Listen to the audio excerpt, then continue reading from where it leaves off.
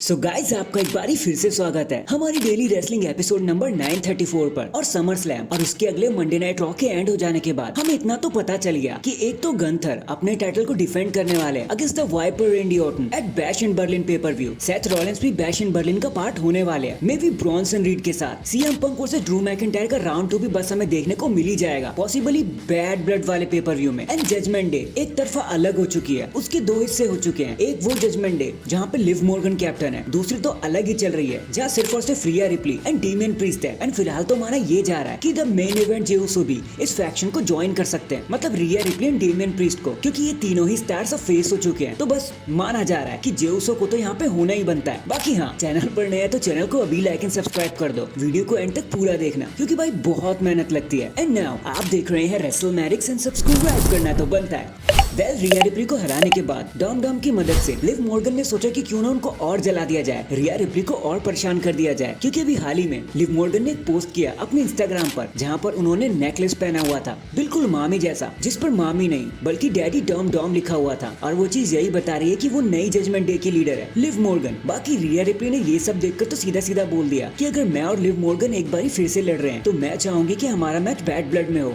ताकि उसे मैं हेल इन अ सेल में मजा चखा सकूं, ताकि असली मजा आ जाए। बाकी लेट्स सी आगे क्या होता है, क्योंकि इतना तो कंफर्म है कि ये राइवलरी अभी तो खत्म नहीं होने वाली। नेक्स्ट देखो यार, बॉबी के चले जाने के बाद सारे ही लोग कंफ्यूज हो रहे थे कि भाई एमवीपी तक समझ में आता है, टमीना तक समझ में आता है, लेकिन आपने बॉबी जैसे नाम को कैसे निकाल दिया। सारे लोग कंफ्यूज हो गए। लेकिन जब समर स्लैम के बाद ट्रिपल एच से पूछा गया कि यार ये सब क्या चल रहा है, तो ट्रिपल एच ने कहा कि देखो, हम टैलेंट को साइन करते हैं, उनका कॉन्ट्रैक्ट होता है, उसे एक्सपायर भी होना होता है, कभी कभी हम रिहायर करते हैं तो कभी रिलीज भी करते हैं, it's all part of the game, हम तो इतना ही कहेंगे। एंड ये क्या कि ट्रिपल एच शांत हो गए। तो ट्रिपल एच के इस कमेंट के बाद देखो इतना तो क्लियर है कि ऑल द बेस्ट बॉबी। वैसे मैं आपको बताता चलूं कि बॉबी लैशली अब ऑलमोस्ट रिकवर हो चुके हैं अपनी इंजरी से, he is all ready, but हो सकता है कि वो डब्ल्यूडब्ल्यूई में फाइट करते हुए ना नजर आए। Hashtag all the best Bobby. इसके बाद देखो जेकब हेनरी, जो the hall of famer mark Henry के बेटे भी हैं, वो डब्ल्यूडब्ल्यूई में साइन कर लिए गए हैं एंड उन्हें परफॉर्मेंस सेंटर में भी स्पॉट कर लिया गया। बट जब इस बारे में मार्क हेनरी से पूछा गया तो उन्होंने बोला कि देखो, मैं नहीं चाहता कि मैं अपने बेटे की कोई हेल्प करूं,